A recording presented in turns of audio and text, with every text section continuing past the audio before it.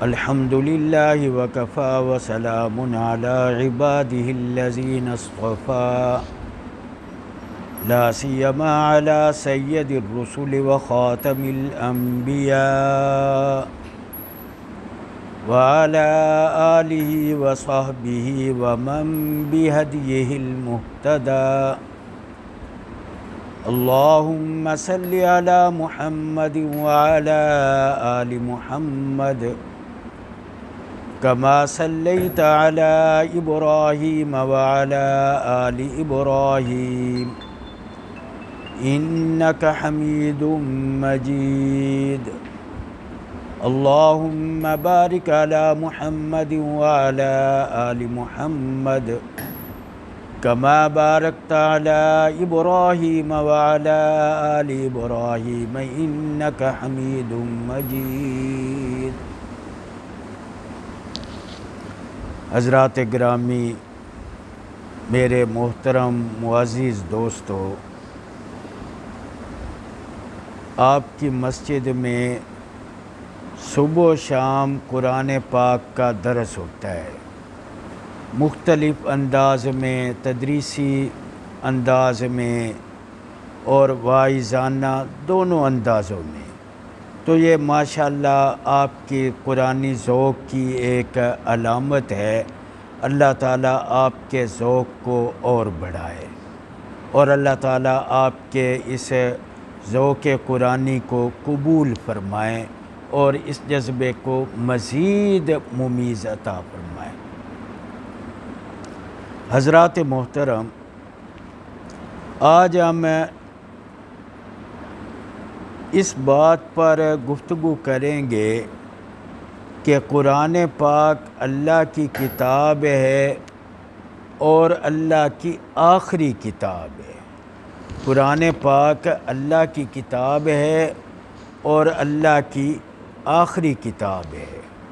قرآن پاک میں اللہ تعالیٰ ارشاد فرماتے ہیں، امن خلق السماوات والارض وَأَنزَلَ لَكُم مِّنَ السَّمَاءِ مَاءً فَأَنبَتْنَا بِهِ حَدَائِقَ ذَاتَ بَهْجَةٍ کہ اللہ وہ ہیں کہ جس نے ارض و سما کو پیدا کیا اور آسمانوں سے بارشیں برسا کر زمین کو سرسبز و شاداب کیا اور اس میں اناج اگائے، باغات اگائے۔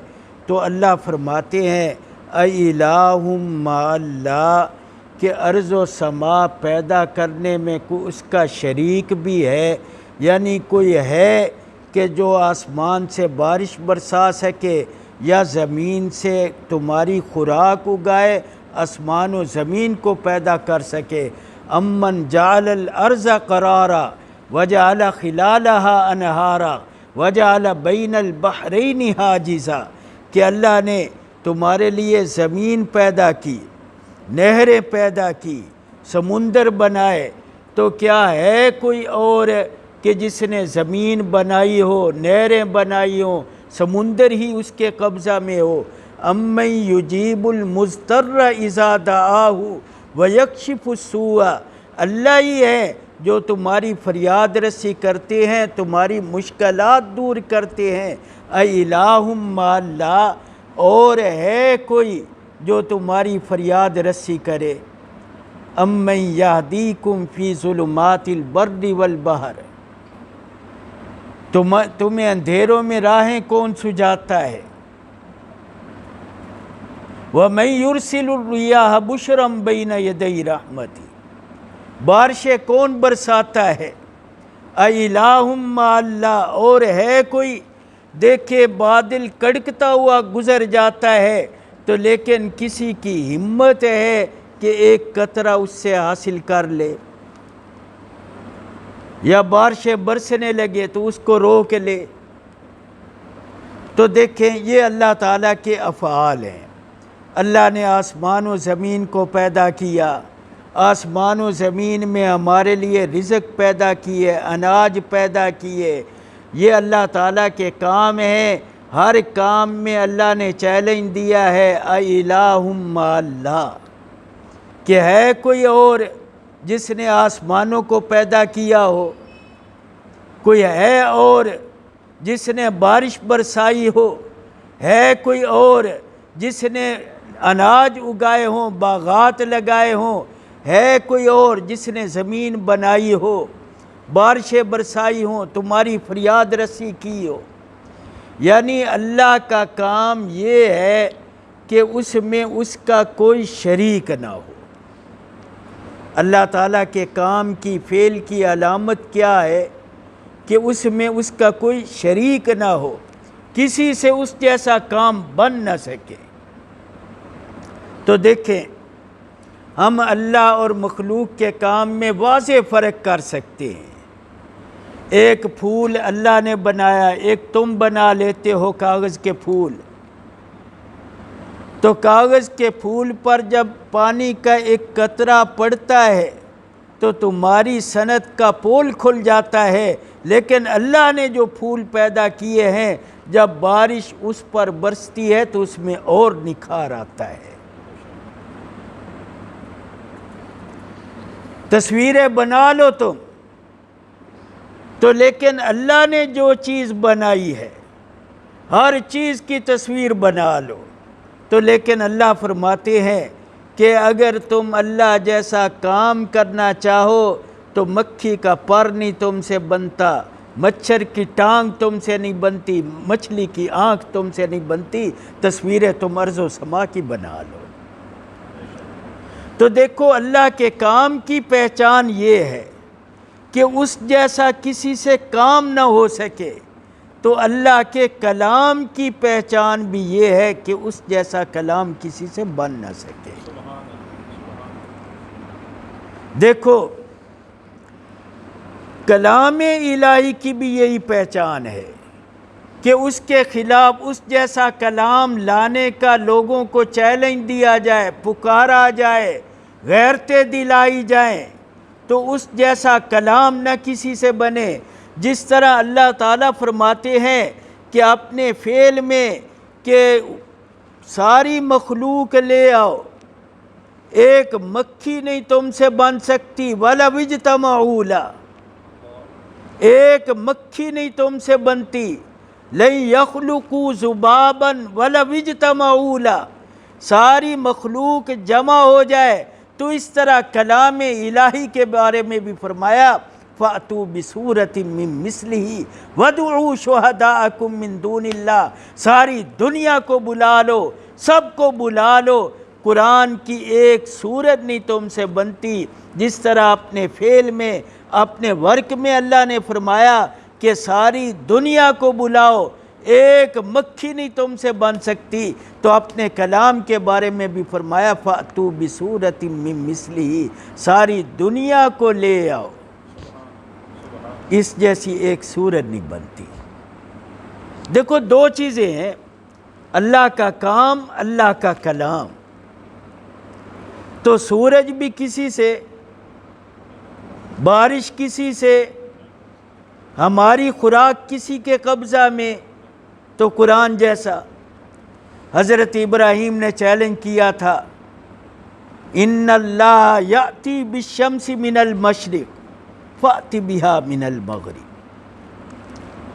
کہ اللہ سورج کو مشرق سے نکالتا ہے، ہمت ہے تو مغرب سے نکال کر دکھاؤ۔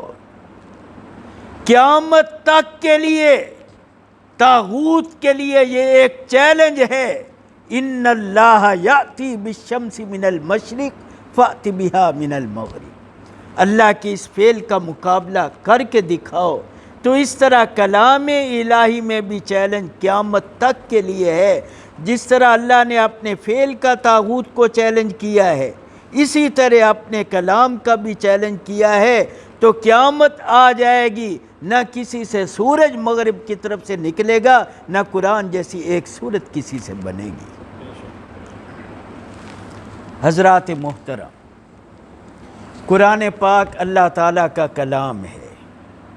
قرآن پاک میں اللہ کا ذکر اس انداز سے ہوا ہے، اتنی بار ہوا ہے کہ آپ قرآن پڑھنا شروع کریں، آپ چند آیات پڑھیں گے قرآن پاک کا ایک صفحہ ایک رکوع پڑھیں گے تو ایک ایک حرف پر قرآن آپ کو اللہ کی طرف متوجہ کرے گا، اللہ کی طرف ایک ایک سطر میں آپ کو بلائے گا۔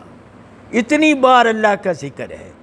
جب آپ چند رکوع چند صفحے پڑھ جائیں گے تو اللہ کا ذکر اتنی بار آئے گا کہ یہ بات آپ کے قلب و دماغ پر، آپ کے اعصاب پر، احساسات پر، جذبات پر چھا جائے گی کہ قرآن اللہ کا کلام ہے۔ دیکھو، قُلِ الْحَمْدُ لِلَّهِ وَسَلَامٌ عَلَىٰ عِبَادِهِ الَّذِينَ اصْطَفَىٰ اللَّهُ عَمَّا يُشْرِكُونَ۔ ایک چھوٹی سی آیت ہے کہ کتنی بار اس میں اللہ کا ذکر آ گیا۔ الحمدللہ وسلام علی عبادہ الذین اصطفیٰ اللہ امن خلق السماوات والارض وانزل لکم من السماء ماء فانبتنا به حدائق ذات بہجہ ما کان لکم ان تنبتوا شجرها االہ مع اللہ امن جعل الارض قرارا وجعل خلالها انہارا وجعل بین البحرین حاجزا االہ مع اللہ امن یجیب المضطر اذا دعاہ ویکشف السوء ویجعلکم خلفاء الارض االہ مع اللہ امن یہدیکم فی ظلمات البر والبحر ومن یرزقکم من السماء والارض االہ مع اللہ امن یبدأ الخلق وَمَن يَرْزُقُكُم مِّنَ السَّمَاءِ وَالْأَرْضِ أَإِلَٰهٌ مَّعَ اللَّهِ قُل لَّا يَعْلَمُ مَن فِي السَّمَاوَاتِ وَالْأَرْضِ الْغَيْبَ إِلَّا اللَّهُ۔ تو دیکھو یہ ایک صفحہ بھی نہیں ہے، کتنی بار اس میں اللہ کا ذکر آیا ہے۔ تو اللہ کا واضح اور اس کے علاوہ امن خلق السماوات والارض وانزل لکم من السماء ماء، تو اللہ کا نام بالتصریح تو آخر میں آیا ہے، لیکن اس سے پہلے عربی جاننے والے سمجھتے ہیں کہ کتنی بار اس میں اللہ کا ذکر آیا ہے۔ امن خلق السماوات والارض وانزل لکم من السماء ماء، تو 3 بار اس میں ذکر آ گیا ہے۔ امن جعل الارض قرارا، تو دیکھو قرآن پاک اتنی بار ایک صفحے میں کتنی بار قرآن نے آپ کو اللہ کی طرف متوجہ کیا۔ تو جو قرآن اتنی بار خدا کی طرف متوجہ کر رہی ہے، اللہ کی طرف بلا رہی ہے، تو وہ اللہ کی کتاب نہیں ہے جو ایک ایک حرف میں، ایک ایک سطر میں، ایک ایک آیت میں آپ کو پکار کر اللہ کی طرف بلا رہی ہے۔ قرآن پاک کے علاوہ اس وقت دنیا میں جتنی کتابیں ہیں جن کے بارے میں دعوے کیے جاتے ہیں کہ یہ اللہ کی کتاب ہے، آپ اس کے صفحے الٹ جائیں، آپ اس کے کئی ابواب پڑھ جائیں، کہیں اس میں اللہ کا نام نہیں ہوگا۔ جتنی کتابیں اللہ کے نام سے دنیا میں شائع ہو رہی ہیں، آپ صرف یہ ایک موٹی سی بات ہے، قرآن پاک آپ پڑھیں، قُلْ إِن كُنتُمْ تُحِبُّونَ اللَّهَ فَاتَّبِعُونِي يُحْبِبْكُمُ اللَّهُ وَيَغْفِرْ لَكُمْ ذُنُوبَكُمْ وَاللَّهُ غَفُورٌ رَحِيمٌ ذِكْرُ رَحْمَتِ رَبِّكَ عَبْدَهُ زَكَرِيَّا إِذْ نَادَىٰ رَبَّهُ نِدَاءً خَفِيًّا۔ کتنی بار تمہیں قرآن نے اپنے رب کی طرف متوجہ کیا ہے، کہیں سے آپ پڑھیں، قرآن پاک آپ کو اللہ کی طرف متوجہ کرے گی۔ جب آپ چند صفحات چند رکوع پڑھ جائیں گے تو اتنی بار اس میں اللہ کا ذکر آئے گا کہ آپ کے قلب و دماغ پر، آپ کے احساسات پر، جذبات پر اللہ کا نام چھا جائے گا، غلبہ ہو جائے گا، پوری طرح آپ کو قرآن پاک اللہ کی طرف متوجہ کر کے رکھ دے گا۔ دنیا کی کوئی اور کتاب جس کو اس نام سے چھاپا جاتا ہے، تقسیم کیا جاتا ہے کہ یہ اللہ کی کتاب ہے، اس کے صفحے دیکھو، کئی ابواب پڑھ جاؤ تو وہ اللہ کی طرف متوجہ نہیں کرے گی۔ قرآن پاک میں رحمت کے ساتھ غضب، تو دیکھو دنیا میں اس طرح ہوتا ہے کہ اگر کسی کو غصہ آ جائے تو پھر اپنے پرائے سب رگڑے جاتے ہیں۔ جب غصے میں ہو تو جس پر غصہ نہیں بھی، دوست ہے، بیٹا اس وقت سامنے آ جائے، وہ بھی غصے میں شکار ہو جائے گا۔ اور اگر کسی کو اچھے جذبات ہیں، رحمت کے ساتھ بیٹھا ہے، تو اس وقت اس کو کوئی پرواہ نہیں، دشمن کو بھی نواز دیتے ہیں۔ لیکن اللہ کے کلام میں دونوں چیزیں ایک جیسی آ رہی ہیں۔ ایک ہی لفظ آیت میں اللہ کے غضب کا بھی اظہار ہو رہا ہے اور اللہ کی رحمت کا اظہار بھی ہو رہا ہے، ایک ہی آیت میں۔ تو یہ بھی دیکھو اللہ ہی کی شان ہے کہ کلام میں کتنا توازن ہے، رحمت اور غضب ایک ساتھ، پہلو بپہلو۔ ورنہ انسان جو کمزور ہے، جذبات سے مغلوب ہے، اس کے کلام میں، اس کے فعل میں یہ شان نہیں ہوتی۔ تو دیکھیں نظام، دنیا کے نظام کو قائم رکھنے کے لیے رحمت کی بھی ضرورت ہے، غضب کی بھی ضرورت ہے۔ اگر غضب نہ ہو، غصہ نہ ہو، قانون کی سختی نہ ہو، تو اطاعت، ڈسپلن، نظم سب ختم ہو کر رہ جائے گا۔ ایک طوفان بے تمیزی ہوگی۔ اگر قانون نہ ہو، غضب نہ ہو، سزائیں نہ ہوں، تو دنیا میں ڈسپلن، نظم، اطاعت، قانون سب کا احترام اٹھ کر رہ جائے گا۔ لیکن اگر قانون ہی قانون ہو، غضب ہی غضب ہو، تو پھر اس کا نتیجہ یہ ہوگا کہ لوگوں میں انبساط اور شگفتگی نہیں رہے گی، اور انبساط اور شگفتگی ہی تمام سرگرمیوں اور تمام ولولوں کا محرک ہے۔ تو اگر رحمت نہ ہو تو کوئی کام گرم جوشی کے ساتھ نہ ہو، اگر غضب نہ ہو تو کوئی کام ڈسپلن کے ساتھ نہ ہو، رحمت نہ ہو تو کوئی کام گرم جوشی کے ساتھ نہ ہو۔ قانون پورا کرنا ہے، جس کو کہتے ہیں فارمیلٹی پوری کرنا، تو لیکن کام کو صحیح سر انجام دینے کے لیے ایک ولولہ ہونا ضروری ہے۔ اگر غضب نہ ہو تو ڈسپلن نہ رہے۔ تو اس طرح قرآن پاک میں پورے توازن کے ساتھ، پورے اعتدال کے ساتھ، تو مثلا قرآن پاک میں دیکھیں کہ فَأَمَّا مَنْ طَغَىٰ وَآثَرَ الْحَيَاةَ الدُّنْيَا فَإِنَّ الْجَحِيمَ هِيَ الْمَأْوَىٰ۔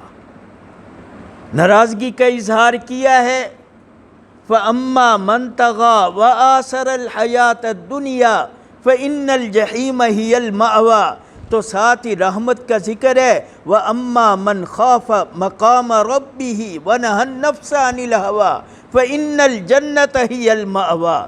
تو پورا زور کلام ایک جیسا ہے۔ ان کو بھی یوں ہی کہا فَإِنَّ الْجَحِيمَ هِيَ الْمَأْوَىٰ، تمہارا ٹھکانہ، تمہاری قیام گاہ جہنم ہے۔ اور جب راضی ہوئے، اپنوں کی طرف خطاب کیا، تو ان کو بھی یوں ہی فرمایا فَإِنَّ الْجَنَّةَ هِيَ الْمَأْوَىٰ۔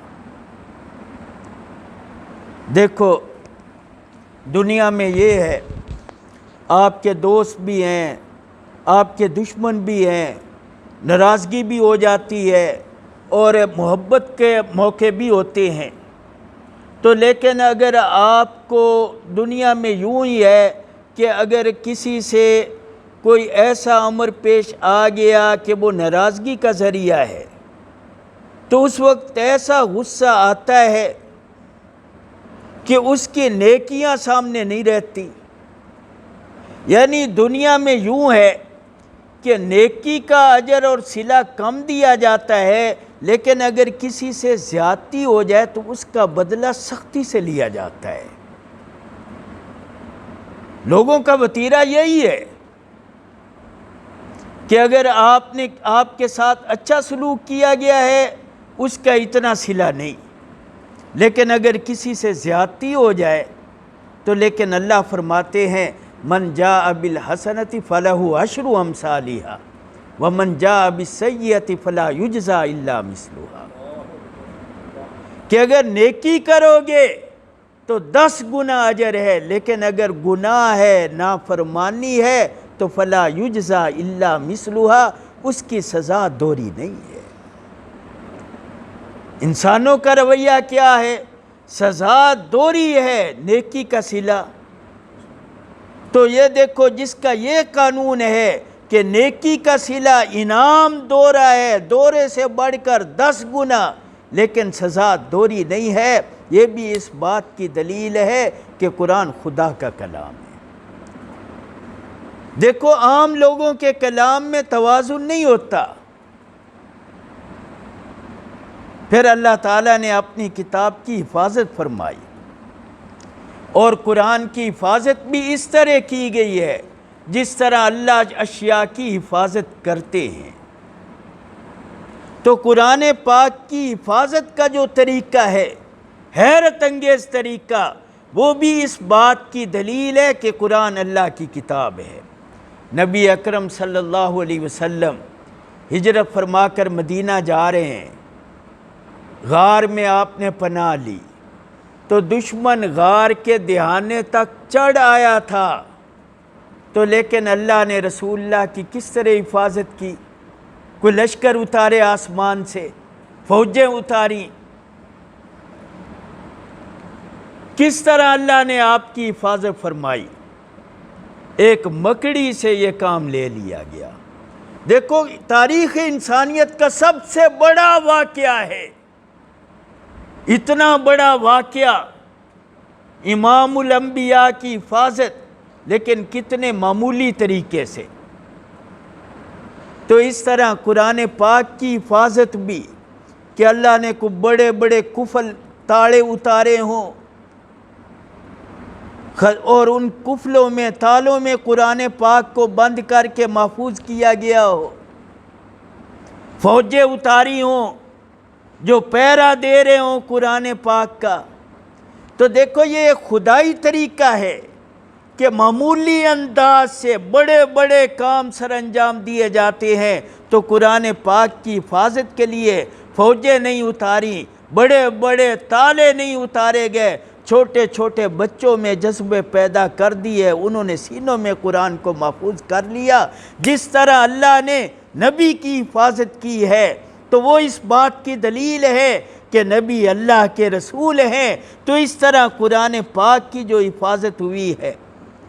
دیکھو قرآن پاک کی حفظ پر اس وقت کوئی انعامات دیے جا رہے ہیں، نوکریاں مل رہی ہیں، تو لیکن قرآن پاک حفظ کرنے کے جذبات ایسے ہی ہیں جس طرح کہ کوئی دنیا میں بڑے سے بڑا کورس جس پر بڑے بڑے انعامات، نوکریوں کے وعدے ہیں، تو لیکن چیلنج ہے کہ کوئی ایسا کورس ہمیں دکھاؤ کہ جس میں ولولہ اور شوق قرآن سے زیادہ کیا جا رہا ہو، قرآن سے زیادہ شوق سے، ولولے سے اس کو پڑھا جا رہا ہو، حالانکہ قرآن پر کوئی نوکری نہیں مل رہی، کوئی وظیفے نہیں جاری ہو رہے، ایسے ایسے کورس ہیں کہ ان پر بڑے بڑے وظائف جاری ہو رہے ہیں، بڑی بڑی نوکریوں کی آفر ہیں، تو لیکن چیلنج ہے ہمیں دکھاؤ کہ کوئی ایسا کورس کہ جس کو قرآن سے زیادہ شوق اور ولولے سے پڑھا جا رہا ہو۔ تو یہ جذبہ کس نے پیدا کیا؟ یہ قرآن کے اللہ کی کتاب ہونے کے بڑے واضح دلائل ہیں۔ قرآن پاک اللہ کی آخری کتاب ہے۔ دیکھو بارشیں ہوتی ہیں، کبھی معمولی بارش ہوتی ہے، کافی نہیں رہتی، 2-4 دن ٹھنڈ ہوئی، یا اس سے زمین کی ضرورت پوری نہیں ہوتی، کچھ دنوں بعد دوبارہ بارش۔ تو لیکن کبھی ایسا ہو جاتا ہے کہ ایک ہی بار بارش اتنی برس جاتی ہے کہ مدتوں بارش کی ضرورت نہیں رہتی۔ تو اس طرح دیکھو کہ وہی اور اللہ کی طرف سے آسمان سے جو کتابیں نازل ہوئی وہ بارش کی طرح تھی، تو لیکن کبھی تو ایسے کتابیں نازل ہوئی جس طرح معمولی بارشیں ہوتی ہیں، تو لیکن کبھی زوردار بارش ہو جاتی ہے کہ مدتوں کسی اور بارش کی ضرورت نہیں رہتی۔ تو قرآن پاک آسمان سے برسنے والی ایسی بارش ہے کہ اب قیامت تک اور کسی وحی اور کسی کتاب کی ضرورت نہیں ہے۔ حضرات محترم، کتابیں اور بھی آئی، تو لیکن دوبارہ کتاب نازل ہونے کی ضرورت اس لیے ہوئی کہ ان کتابوں میں تحریف کر دی گئی، یا وہ کتابیں ایک مخصوص قبیلے کے لیے تھی، یا ان میں تعریف ہو گئی، دوبارہ ایک نئی کتاب کی ضرورت ہے، یا وہ مٹا گئی، یا ایک خاص قبیلے کے لیے۔ تو لیکن قرآن پاک کے بارے میں اللہ نے فرمایا اِنَّا نَحْنُ نَزَّلْنَا الذِّكْرَ وَإِنَّا لَهُ لَحَافِظُونَ، ہم اس کے محافظ ہیں، اس میں تعریف نہیں ہو سکتی۔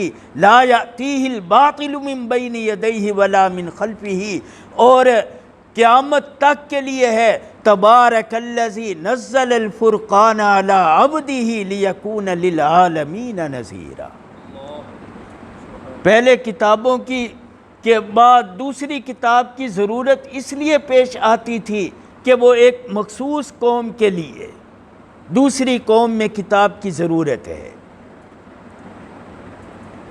یا اس میں تعریف ہو گئی، مٹ گئی، تو قرآن پاک نے اعلان کیا ہے لیکون للعالمین نذیرا، یہ ایک قبیلے کے لیے نہیں، ایک زمانے کے لیے نہیں، زمانی لحاظ سے قیامت تک کے لیے، مکانی لحاظ سے انی رسول اللہ علیکم جمیعا، عربوں کے لیے، عجموں کے لیے، تمام اقوام کے لیے، اور مٹی نہیں، باقی ہے لا یأتیہ الباطل من بین یدیہ ولا من خلفہ۔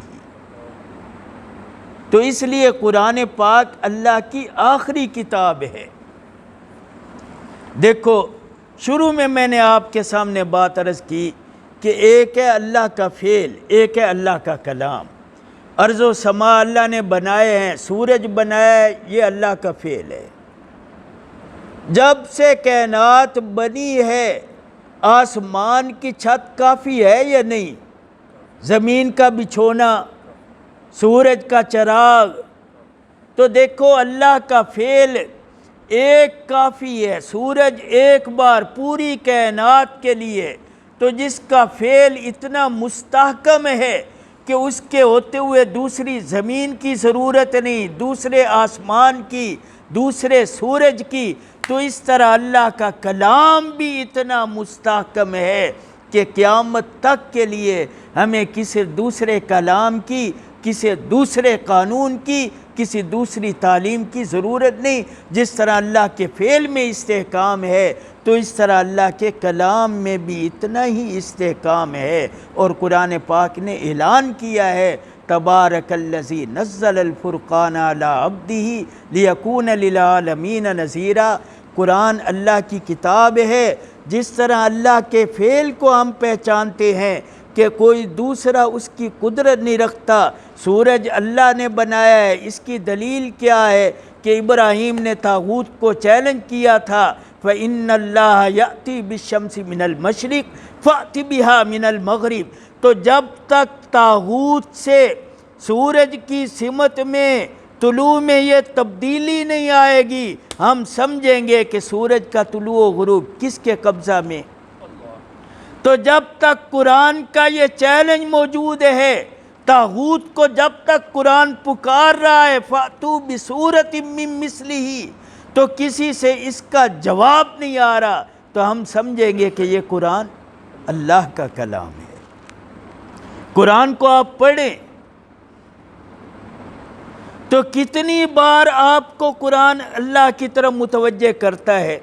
سورۃ الفاتحہ کو دیکھیں، الحمدللہ رب العالمین الرحمن الرحیم مالک یوم الدین، کتنی بار اس نے اللہ کی طرف آپ کو متوجہ کیا ہے۔